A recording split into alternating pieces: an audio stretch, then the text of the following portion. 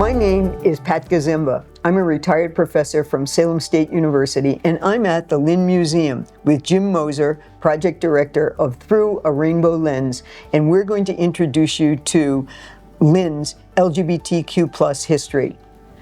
I started this research in the 1980s when I interviewed several patrons from the Lighthouse Cafe, the oldest known gay bar in Massachusetts.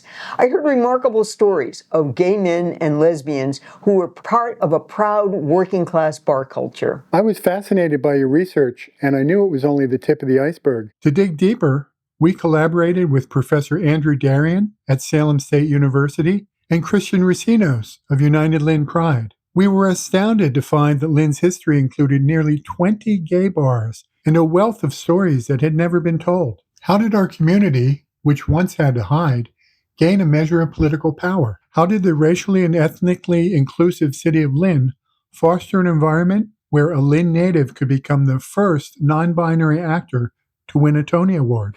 Alex, I should not be up here as a queer, non-binary, fat, black little baby from Massachusetts. And to anyone that thinks that they can't do it, I'm going to look you dead in your face that you can do anything you put your mind to. We've come a long way, and the gay bars played their part as safe places for organizing and building community. How did the gay bars come to be? Why so many? And why are they all closed now? Yeah.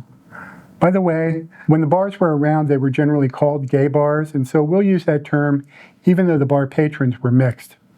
This film shows the joys, triumphs, setbacks, and struggles of Lynn's gay, lesbian, and trans community in their fight for equality through stories of Lynn's gay bars and through dozens of interviews recorded in 1983, 2023, and 2024. So Pat, when does our story begin?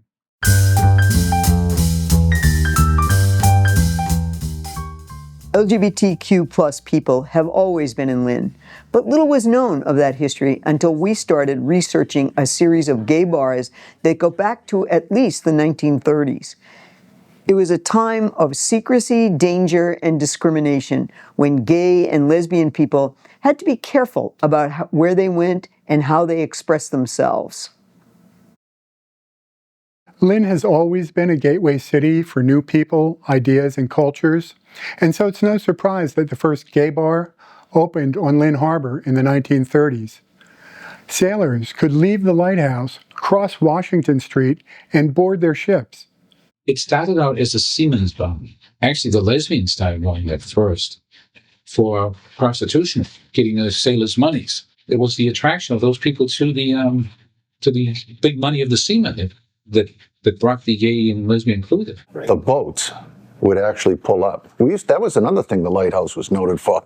We used to get a lot of Navy people, but then when it became gay, it was technically supposed to be off limits to the servicemen, but they still came. The lighthouse was a sanctuary for lesbians, but it was also a dangerous place. When you walked in there, it was total bravery, because you didn't know if you were going to make it home alive. Because you'd be sitting at the bar and you shotgun 22 bullets galore would come flying through that door. Fights were common with the neighboring bars. They would start a little on the fags, but not so much. It was the girls that would dress like guys. You want to be a guy? Okay, let's fight. One time, a biker gang took the patrons hostage. They started drinking down the bar and smashing bottles in the corner. Kathy Clay spoke up. The only thing we asked is, if you're going to kill us, can we get drunk too? So they let us drink too. Kathy Clay, as a teenager, refused to wear dresses and was committed by her family to Danvers State Mental Institution.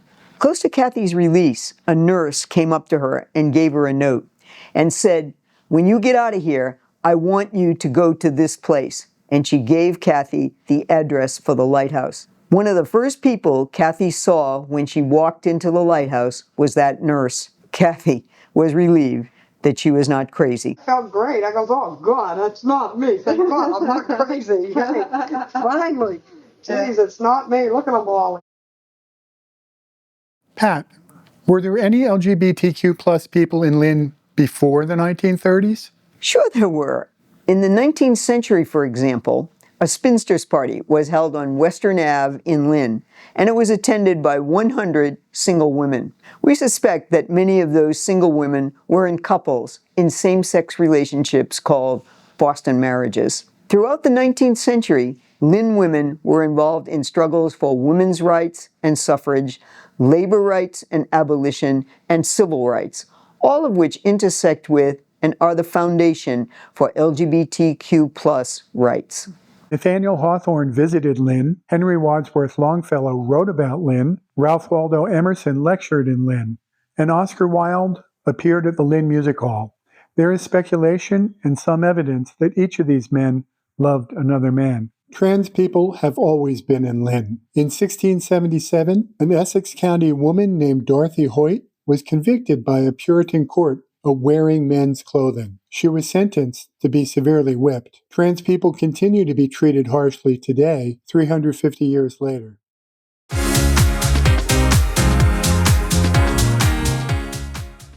The 1970s would remain a time of continuing danger and secrecy, but some brave Lynn leaders fought back, resisted cultural norms, organized, and laid the groundwork for local liberation. Segments of Lynn's LGBTQ+ community connected with movements in Cambridge and Boston. Lynners helped create institutions like Gay Community News, Sojourner, and the Homophile Union in Boston. And the gay bars just kept coming.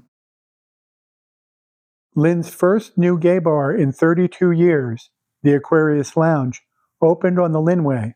There used to be a beautiful gay bar in the Aquarius. When Fran's was in its best day, the Aquarius was just opening one. I mean, it was really beautiful. It was a palace. And they had gay and lesbians from all over. I mean, it was wild. It was a beautiful place. It only lasted about 2 years and it burnt down. The loss of the Aquarius, although tragic and suspicious, did little to dampen the desire for gay spaces or political advocacy. Robert Dow from Lynn was elected president of the Homophile Union of Boston. He was a gay rights pioneer, and elected officials like Barney Frank and Elaine Noble would send people to him to learn about the fight for gay rights. He went on TV to advocate for gay rights, and as a result, he lost his job. When Mr. Dominic's opened on Central Ave, they boldly ran an ad on the front page of the Lynn Item, declaring themselves to be Lynn's newest gay spot. The bar was so popular that they had to open a second location. They also got a lot of complaints from their neighbors about noise and prostitution. It had a home kind of feel. It was very small. It was a very small town. Everybody kind of knew each other after a while. It had a plain, black and white linoleum floor, some square tables with chairs, and people would be talking to each other and moving amongst the chairs. And there was a small dance floor and a jukebox that somebody would play the same song over and over and over again.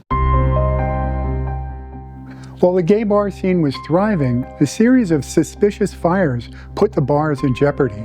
There were 5 suspicious fires at the Lighthouse Cafe, and the last one closed the bar. The Collins family, who owned the Lighthouse, bought the burned-out property and in 1976 opened Fran's Place. So we purchased the building, we did all the renovations, and we were sort of stuck. And we're like, where everything's new, we need a new name. Like, why don't we call it Fran's Place? And that's how we got the new name. We opened up, and I have to tell you, it instantly was a hit. When Fran's Place first opened, they had a button at the door where they would hit it, and the lights would flash. So you would have to, if you were a man, you'd have to grab a female. If you were, you had to mix it up, because if the cops came in, it wasn't legal to be dancing as a gay couple. And Fran's Place became one of the best-loved bars ever in Lynn. Popular for drag shows, it also attracted huge crowds.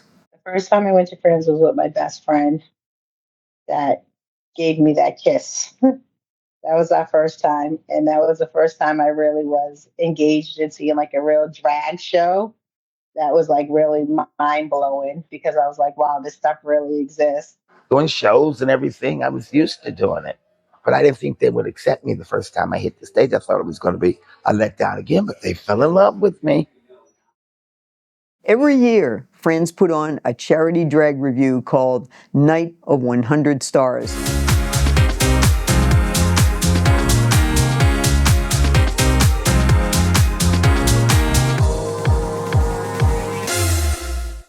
Here is part of the only remaining video of a drag show at Fran's.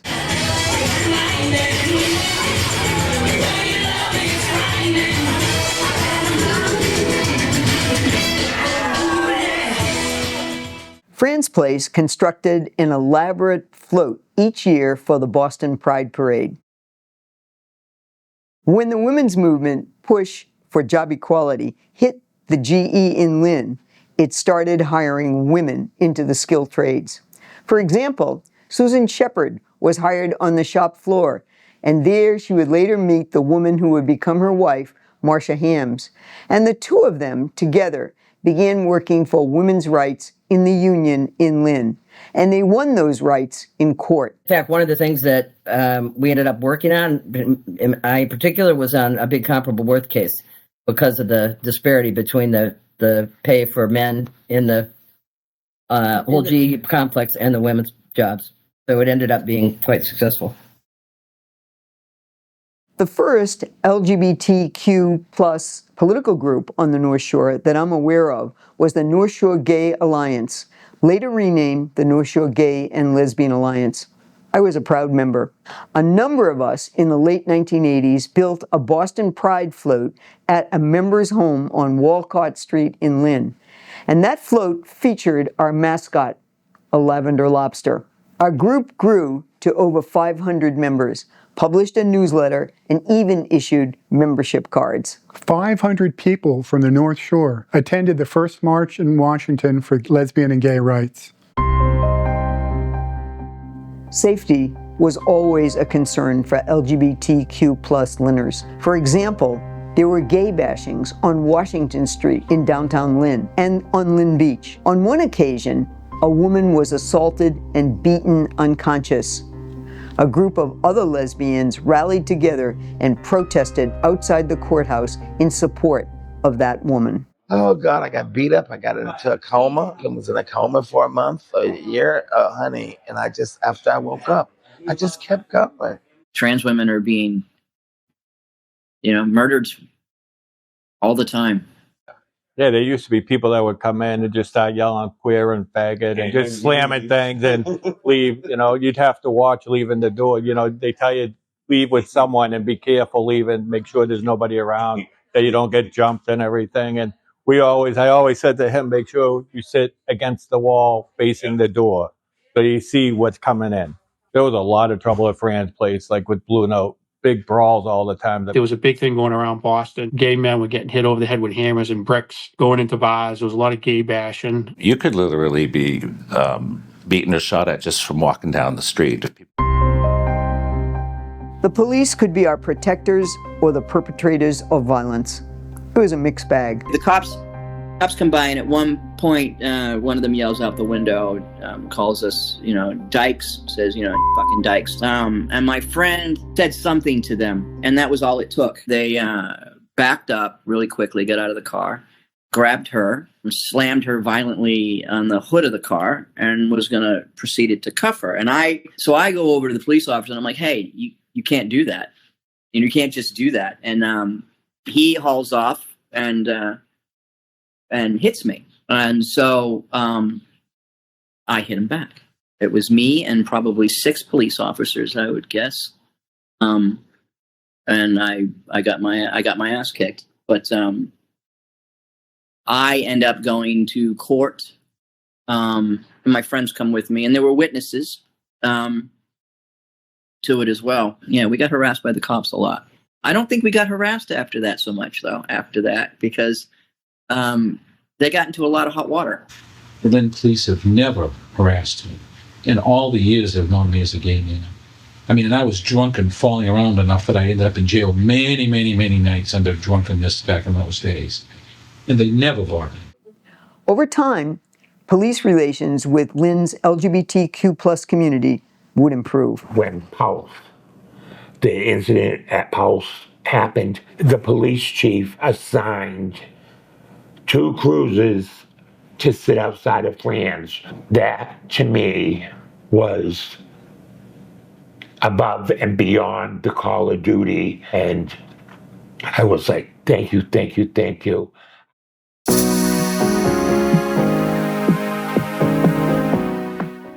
The 1980s brought new dangers for the LGBTQ plus community in Lynn, particularly in the form of HIV and AIDS. The Lynn community responded with care, compassion, education, and strategies for prevention.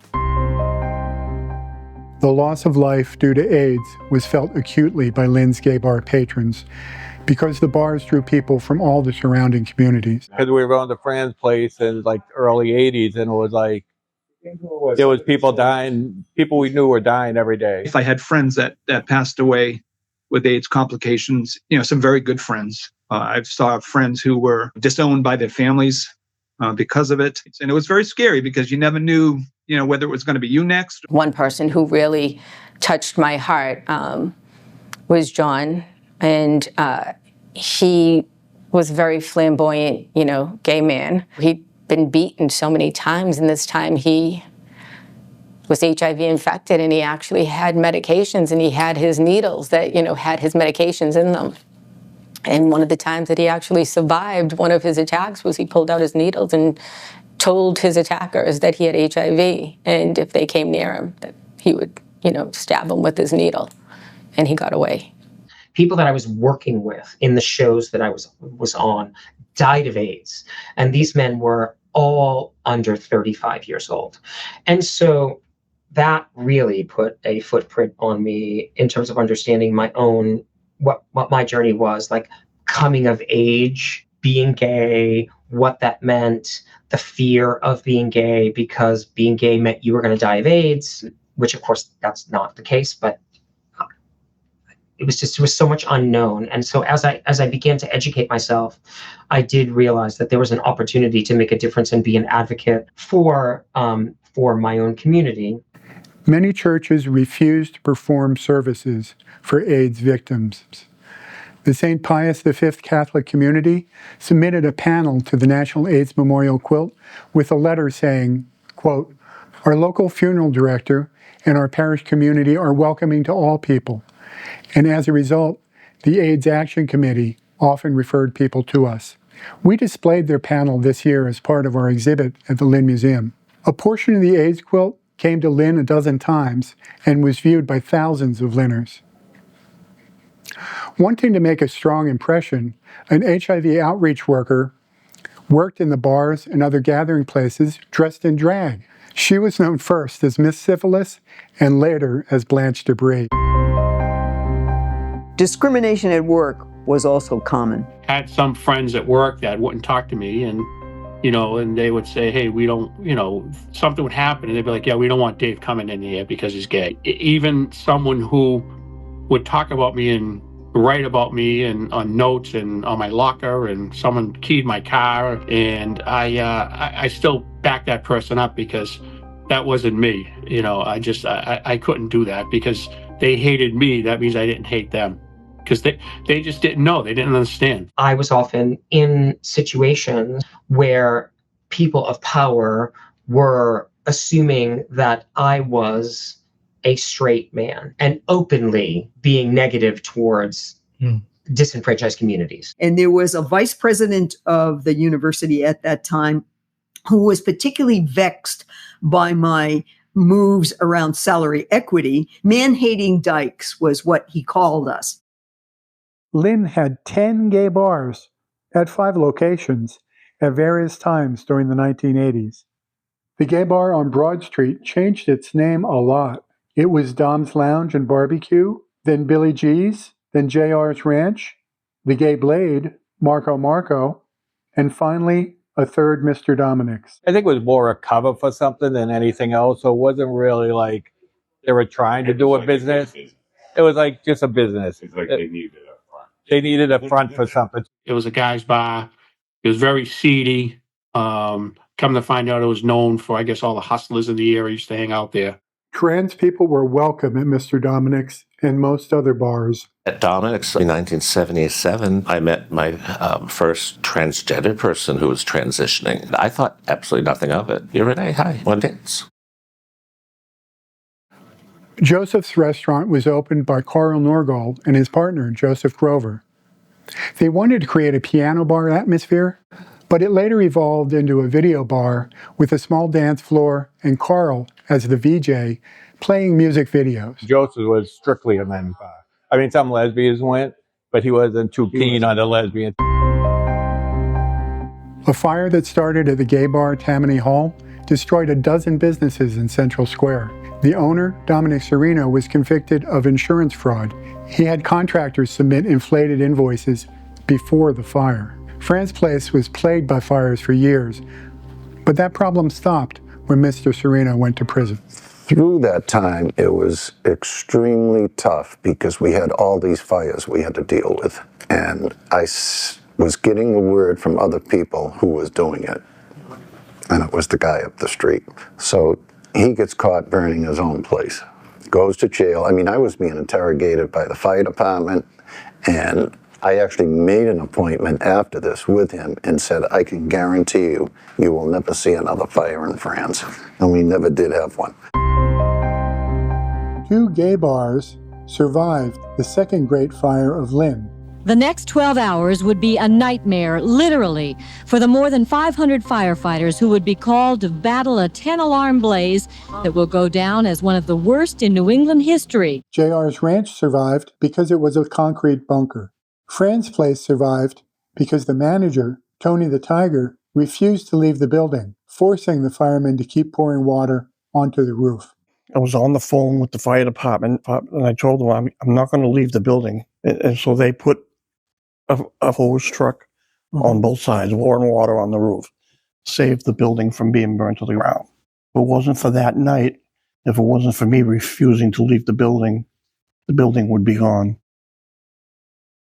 A widely read gay newspaper, The Guide to Gay New England, was produced in Lynn by Gary Dodderman, and it was printed at locations all around New England. It became very popular, it became national. It was gay-orientated and told you where you could go, gay bars in different countries even, and different states. It was very informative.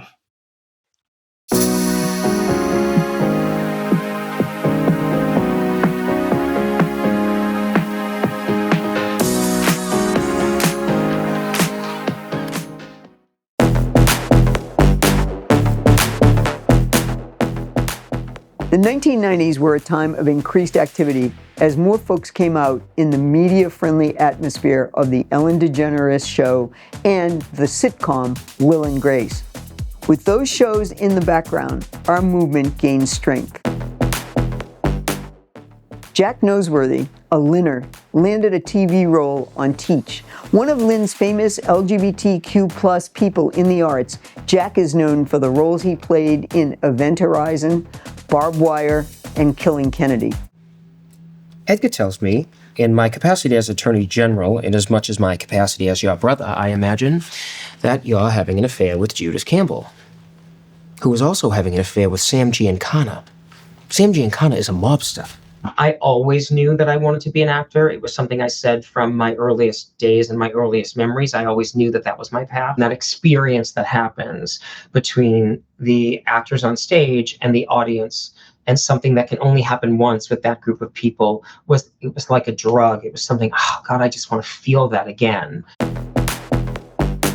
The North Shore Alliance of Gay and Lesbian Youth, also known as NAGLY, formed in Salem with members from Lynn. There was a group of incredible, magical, amazing young adults at that point that were so fired up and so passionate about wanting to storm the halls, right, at the State House for change, for acceptance. These kids are being who they are and who they know themselves to be at an age I could never have imagined possible when I was growing up. A gay men's social group called Lynn Side Out formed in the Diamond District. At one point, they grew to over 120 members, held 24 functions, and published 17 newsletters. So we started this social group It was really related to mostly house parties. We did progressive dinner parties, which were a lot of fun. You'd start at one house and have cocktails and hors d'oeuvres, and you go to the next house for like main course and more cocktails. It was a lot of fun. We did a few of those. We did hikes in Lynn Woods. We had a couple of trips to Maine. We used to have dinner a lot ago. We did a couple of events at the Historical Society. We did a lot of the tea dances, like at 47 Central and at Fran's. We had a big, a beautiful garden party, which was at one of the nice houses in the Diamond District that had a really beautiful yard and garden. It was a very dressed up affair. 47 Central opened, and it would be named the #1 gay bar on the North Shore. It was a welcoming and supportive place. It was a sanctuary. You become part of a community that you think you were told, were the scum of the earth. You come to find out there's more love and compassion and empathy and caring there. It was the best church I'd ever been to be honest. Having this sanctuary where you let your hair down, you don't have to act a certain way, you wear what you want, you're not going to be judged, except by gay men who are very judgmental for doing that. What 47 Central means to me is totally different to what it means to a young gay man who's, let's say, 25, because they have their group of friends like I do, or like I did when I was 25, and they'll all go out somewhere, but that somewhere could be anywhere, and that's great. For us, it was very limited in choice, and that made 47 Central that much more special. It was fun, it was exciting. You got to see people that couldn't be themselves in public come in and literally, they would strip that off and really show themselves inside the bar who they were. And that was somebody that just wanted to live, love, laugh, drink, dance, and be happy with the people surrounding them. Because the outside world, they wanted nothing to do with them. So they knew when they came into one of those bars, they were home. 47 Central entered lavish floats in the Boston Pride Parade. They also did a lot of fundraising for the community. The Lynn item called George Turkudis, owner of 47 Central, a phenomenon of fundraising. When I bought 47 Central, we became active in Strongest Link. So my friend that had passed away from HIV, he was part of that group. So we would do fundraisers for them all the time and events for them all the time.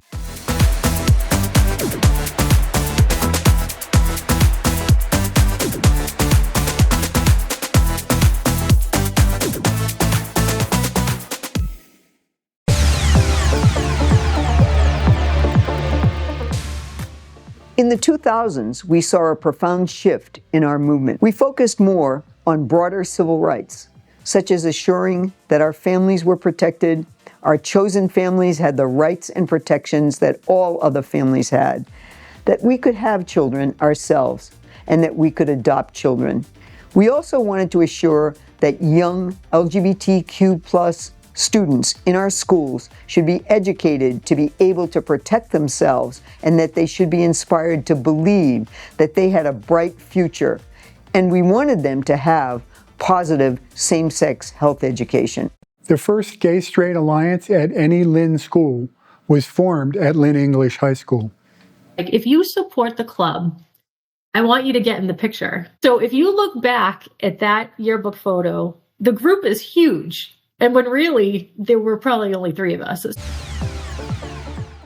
Margot Abels of Lynn was fired from her position in the state's HIV AIDS education program for giving explicit sex information on how to protect themselves to young people at the Gay, Lesbian, Straight Educators Conference. The right wing illegally recorded the workshop at that GLSEN conference, and a media frenzy ensued. It was a crazy scandal. It was all over the Boston Globe and the Boston Herald. And, I had just moved to Lynn, and I had news vans parked down my street. Fortunately, as a unionized worker, Abels was able to fight back in court, and eventually she won the suit. The marriage equality struggle culminated with a 2003 Massachusetts court decision legalizing same-sex marriage in Massachusetts. Lynn union activist Susan Shepard and Marcia Hams were the first same-sex couple in the United States to get a marriage license. It was just a wonderful thing to happen. And there were 200 other couples there, you know, we're all lined up, you know, that it was a party. People were in tuxes. The application has been completed. One of the things that was wonderful was there was a woman there in the office with, there was like 3 of us couples getting our licenses. And there was a woman there with her like 5-year-old son. And I thought, oh, she probably was with one of the couples. No, she just came down. She wanted to show her kid history happening. That was beautiful. I was one of those that hopped on the bandwagon and was like, I can get married now. The city rolled back bar closing time from 2 a.m. to 1 a.m. The bars lost a lot of business. Judy Kennedy, who opposed the bar rollback, was elected mayor of Lynn by just 27 votes, and her name wasn't even on the ballot. All of the gay bars made sure that everyone at the bar went to vote that day. Certainly more than 27 people. You might argue that the gay community got Judy elected.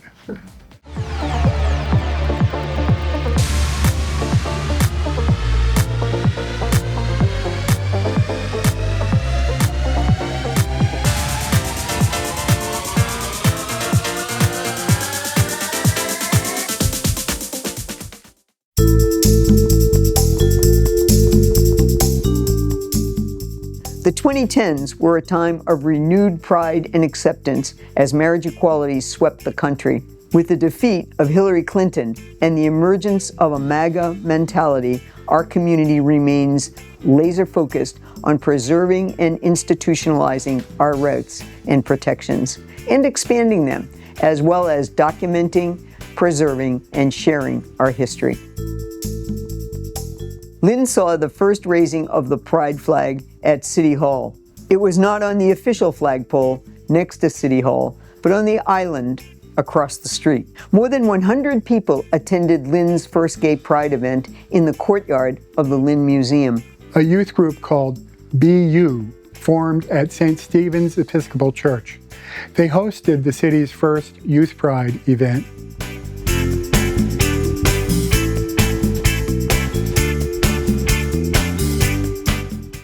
I was proud when the Lynn School Committee cut ties with Gordon College's student teaching program based on the college's discriminatory policies against LGBTQ plus people. The Gordon College president had requested an exemption so that they could discriminate against LGBT people and not hire LGBT people.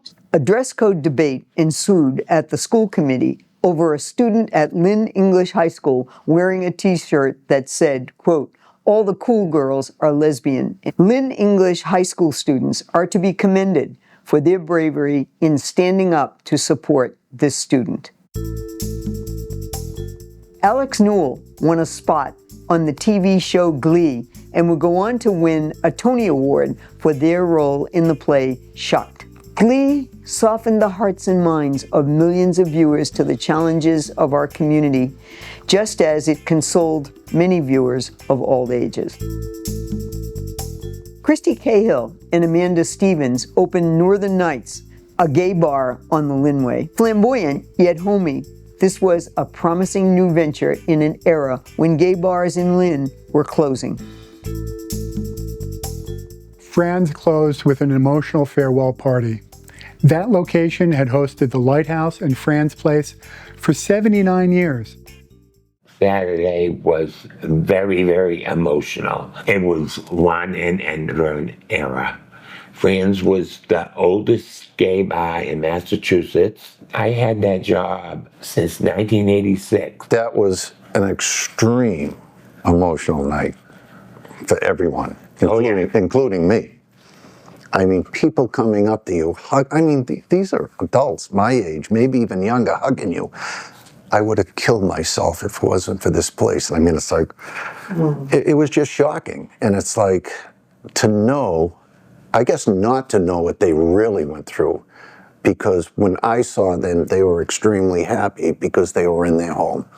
And they used to call it, "This is our house." So, Jim, what killed the bars? Well, the rollback of bar closing time from 2 a.m. to 1 a.m. made the bars much less profitable.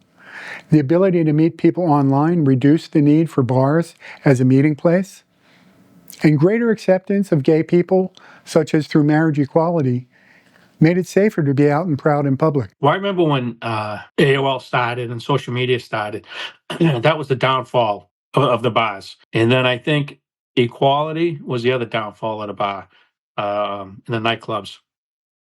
Because we always, before that, we had to go to a gay nightclub or a gay establishment to not be afraid of being harassed or being beat up or anything. And I think with the equality that we fought for, which I'm totally for, everything's more open and we can go anybody can go anywhere they want now. It's sad because this generation of kids that are coming up now, that are walking in my footsteps, they're not going to know the fun that we had in these places. You know, they're not going to, and I'm not talking about, you know, drugs and whatnot. I'm talking about the community that you create. You know, you become a family in these places.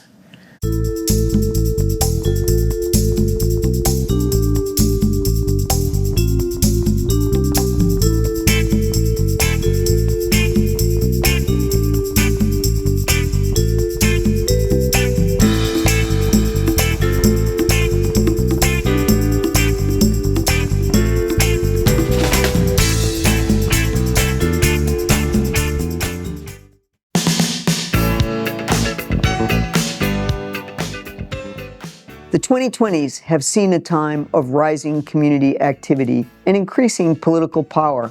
With the gay bars closed in Lynn, community spaces for organizing are in our schools, houses of worship, and community organizations that we created, but also in mainstream organizations. Remaining separate or desiring inclusion is a tension and issue that will long be debated.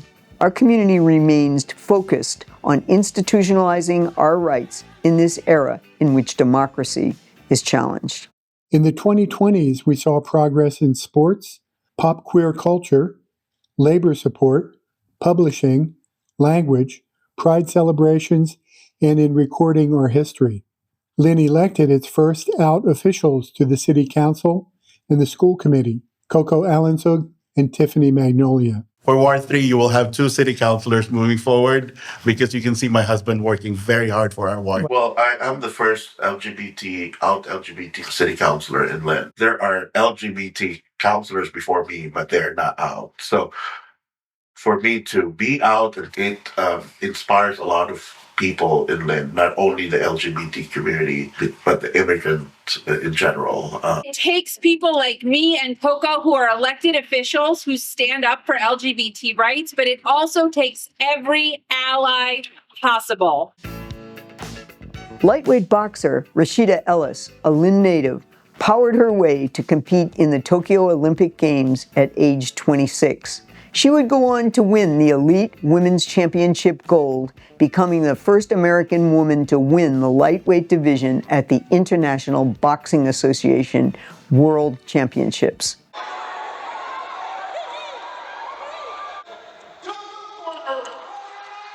Rashida Ellis gets it.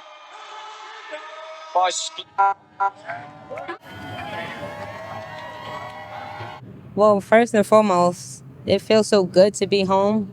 Lynn native Jazola Escada was featured on the HBO Max voguing competition series Legendary, which explored ball culture. He's the type of body you fall asleep on. A dozen North Shore Labor Council members from Lynn joined 350 demonstrators in Danvers in support of a free face painting class conducted by a drag queen. Trans activist Olivia Worth launched a zine called Prismatic, designed to capture the queer voices of Lynn. Anyone in the queer community in Lynn can contribute artwork, stories, poetry, essays, anything they'd want to contribute. The language we use to describe our community has expanded. Go ahead. Add more letters there. that really is the encompass the whole of the community. Now they use the term mask, but I'm always going to use the term butch. I think it's important. Because butch was a dirty word, just like dyke was a dirty word, just like fag was a dirty word, just like queer was a dirty word. I will be excited to have less labels, but more language, if that makes sense. Like, I love to be able to have the language to explain things, but I don't like having to fit myself into a box. United Lynn Pride was formed to unite, engage, and empower the LGBTQ plus community in Lynn. We coordinate a dozen Pride Week activities each year: flag raising, rainbow bridge lighting, tower lighting, paint night, youth pride, rainbows on the river, a walking tour, a community meal, Zumba, art shows, and more. I know that when we ended that year, organizations that normally wouldn't come to the table really did come to the table and worked out together and supported one another. And it was a beautiful week of shared energy all around. And I wanted to be part of it, you know. It aligned with my interests and things I'd done in the past, and it was in my own community, so it all just sort of lined up. Coco Allensug and Kirsten Frenny suggested that Lynn's LGBTQ plus history be documented. United Lynn Pride applied for and was awarded a grant from Mass Humanities. After a year of research, we opened an exhibit at the Lynn Museum entitled Through a Rainbow Lens, a reflection on Lynn's LGBTQ plus history. We were surprised to discover that Lynn had gay bars under 19 different names at 9 different locations.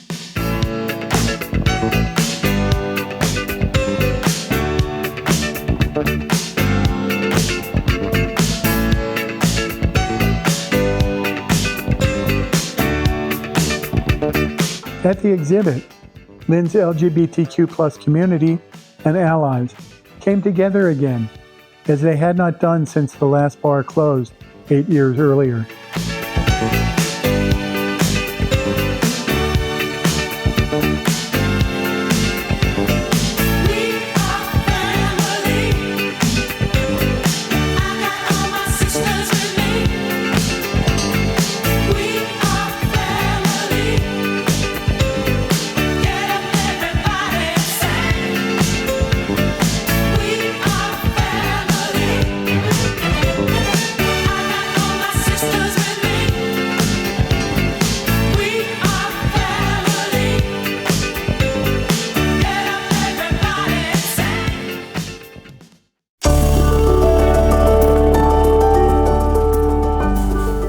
And so, the torch has been passed to a new generation. Our Lynn ancestors fought for abolition, fair wages and working conditions, suffrage, women's equality, and LGBTQ rights.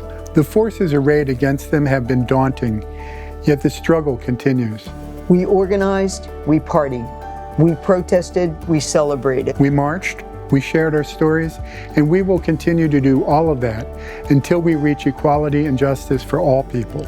These times call for our bravery, openness, and commitment. Courage is always in fashion, and it is called for now. We asked our storytellers to look to the future. Their reflections touch my heart. We can't relax. We can't take for granted the progress that is done because it can be taken away. I see hope. I see hope everywhere. But I also see so much work needs to be done, and it can't be done by any one person. It needs to be done as a collective. And it needs to be done not just a collective, it needs to be done as a collective, as a diverse group of people, as people who have come from different backgrounds and come from different faith communities and come from different perspectives.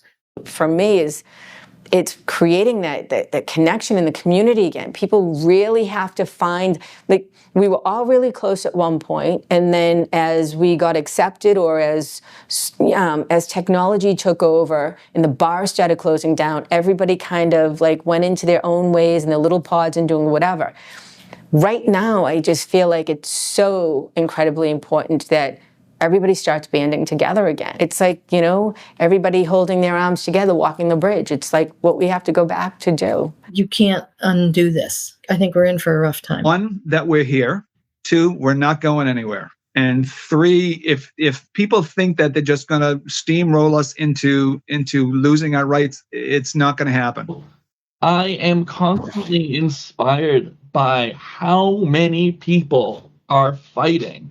I honestly and truly believe the people who want the world to be more accepting and loving and who want everyone to help each other outnumber the people who are spouting hate. So I just want to highlight that just the stories that you see online are not the only ones that you should be listening to. Talk to your neighbors, talk to your people, know how you can support one another, and know that it can't always be done so openly and virtually, and that coming out is just as important. And if we can lay a safe space for that in our communities, that's so necessary. So thank you to all who support that work and make that happen. You've heard stories of identity, self-discovery, trauma, community, liberation that make up Lynn's LGBTQ plus history. But remember, many stories are left untold because for some people, it's not safe to be out in public. Please consider how you might create more safety and belonging for everyone in Lynn. Anyone that thinks that they can't do it, I'm going to look you dead in your face that you can do anything you put your mind to.